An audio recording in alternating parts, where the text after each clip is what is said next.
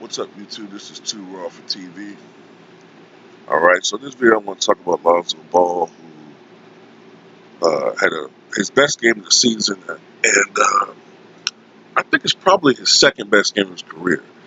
I think the best game he had in his career, I think it was a 29-point triple-double that he had in his rookie year against the Phoenix Suns. I remember that game, and I think that was the game that convinced me to give him a little bit more time. Because I thought, well, maybe this is a guy that just needs more confidence. You know, maybe he's one of these guys that just has to. Maybe he's more in the Chauncey Billups type situation where he has the ability, but he has to build his confidence up. Whatever, right?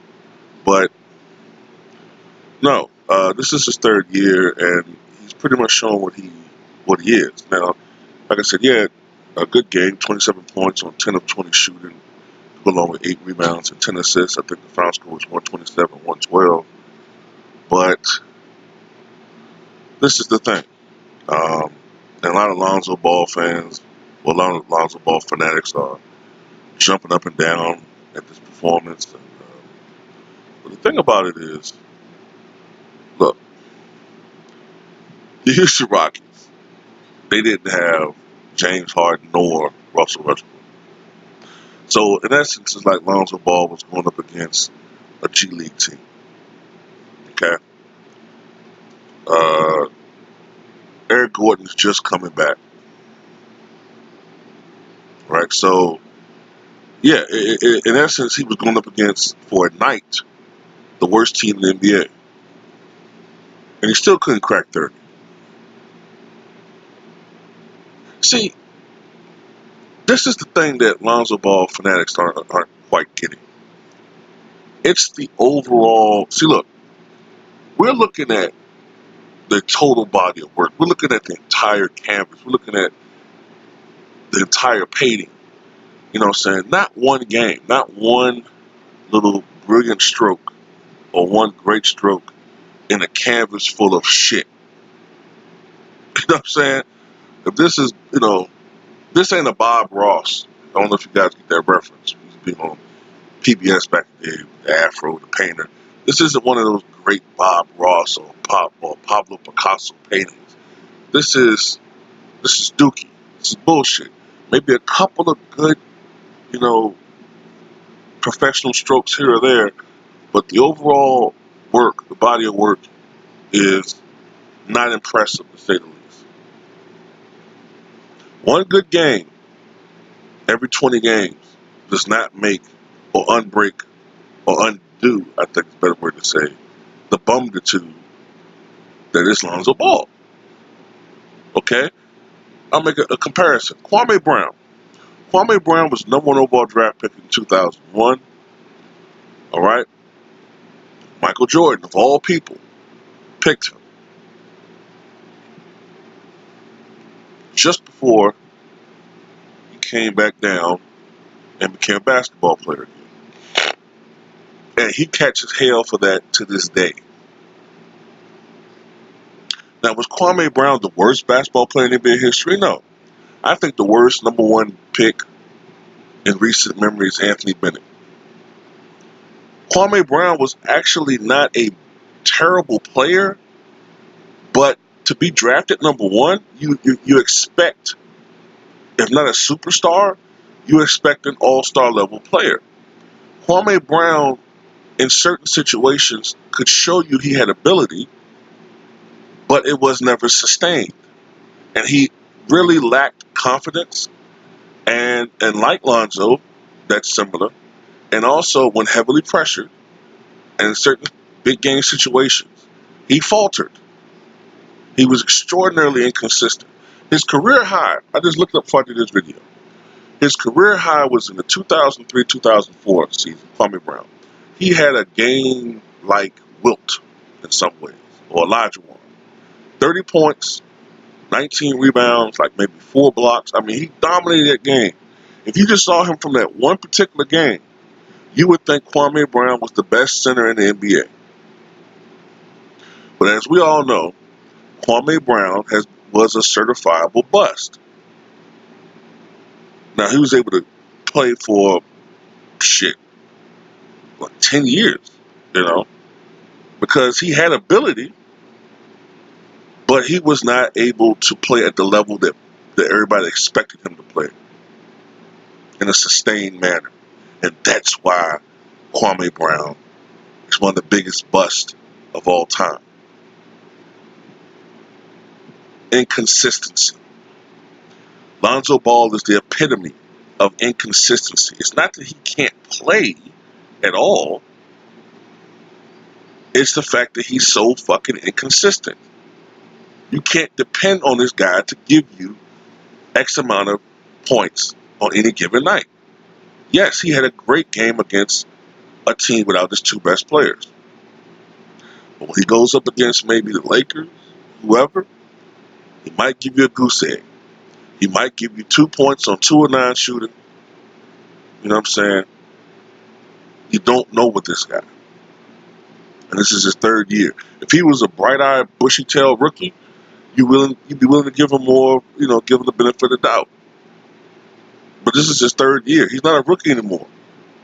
Shit. Another year, you might be ready to call him a veteran. 4 years into the game, that's getting to veteran status. No, you can't get this guy no more. No. So that's what people want, man. People want you to keep giving people passes, man, and giving people excuses. No, he's a bum. I don't care about these games against these terrible teams, man. Last night, without their two best players, the Houston Rockets were a fucking G League level team, man.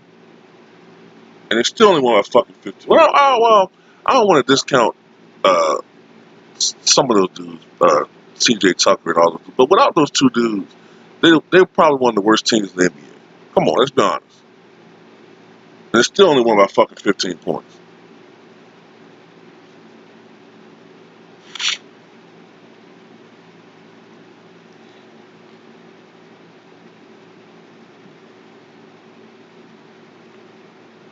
It's just that, I just wish people would be more honest with themselves about shit, man.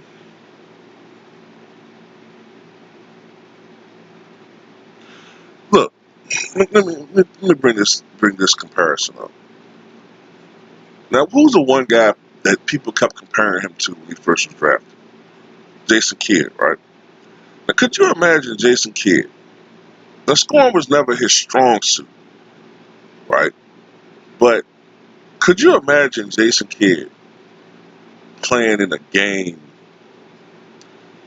let's see, 2002, 2003 was when they were going to the finals, right? Let's say they were playing against like the Boston Celtics without Paul Pierce and Antoine Walker.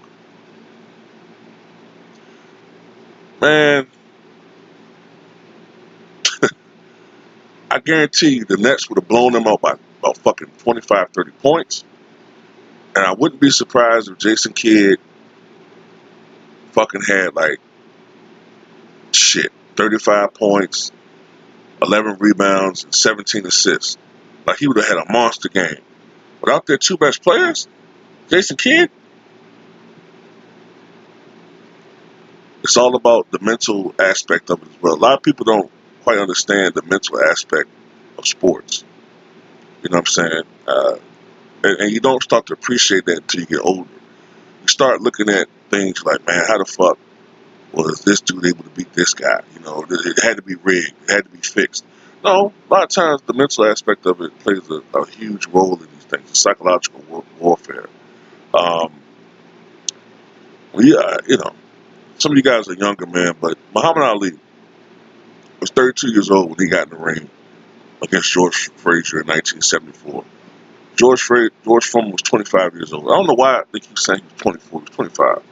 He was born in January 1949. So he was 25 years old when he fought uh, Muhammad Ali. And George Foreman he had pretty much intimidated everybody that he got in the ring with. He intimidated everybody. And the few people he didn't intimidate, he physically imposed his will against, even Joe Frazier. But Muhammad Ali refused to be intimidated psychologically or physically by George Foreman. You know what I'm saying? And he broke George Foreman apart using a psychological game. The fight itself was pretty close until the last couple of rounds. But psychologically, Muhammad Ali devastated George Foreman in that fight to the point where eventually, George Foreman retired. He never recovered from that loss. Never. It took him 10 years, no, longer than that, because that was 1974. It took him 13 years, really, to be honest with you, for him to recover from that loss. He fought a couple more years after 1974. After 1977, he was done. He retired, became a preacher.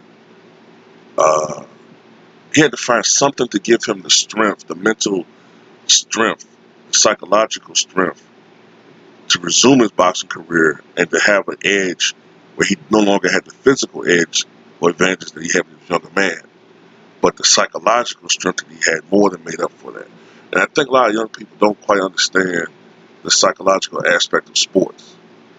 And that's why you might hear a guy like me, I think Ticket emphasizes even more than I do. You might hear 78 talk about psychological warfare. A lot of people don't get that part of sports. That's why when it comes to boxing, I'm not convinced about a guy like Anthony Joshua. That's why I know if Anthony Joshua got into the ring with Deontay Wilder, it would be short work for Deontay Wilder. I just know it. You, you just know it from observing sports and looking at these guys listen to them talk, you know. But getting back to Lonzo Ball, he lacks confidence in himself as a basketball player. You know what I'm saying? Um, you can just see it in the way he plays.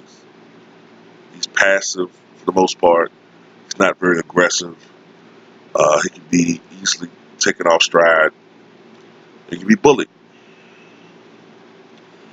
And you also wonder how uh, what is his how driven is he to be a great player?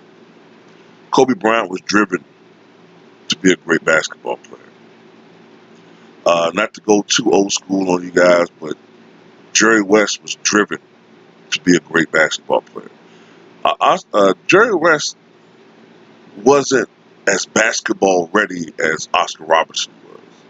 Don't get me wrong, they both were great basketball players. But Oscar just came right to the game dominating. Jerry, it took a couple of years for him to adjust to the NBA game. I'm going to tell you another guy that had to develop his game to become, for a while, the best player in the league, Bob Pettit. Bob Pettit came to the league, he was like 6'9", 210, you know what I'm saying? But Bob Pettit, and I also remember Bob Pettit, when he first came in the league, he was a face-up guy. He didn't have a post game. But to bring his game to further dimensions, he had to learn how to play with his back to the basket. And he also was one of the first players to utilize strength training. And Bob Pettit went from being a wiry 6'9", 210 to about 240. You know what I'm saying? And he learned to play with his back to the basket as well as facing up. And for a while, until Will Chamberlain, he was the most dominant player in NBA history, Bob Pettit. So basically, I'm just bringing this up just to talk shit. And also, yeah, I just think Lonzo just don't have it, man. You know, Lonzo, he's one of those guys that's going to play for a couple of years, might play another 5 years or so, but, you know, you're going to slowly hear him fade. You know what I'm saying? He's going to fade, and you notice the media don't talk about him as much. His dad done burnt some bridges, you know what I'm saying? And it is what it is, man. Tell me what you guys think.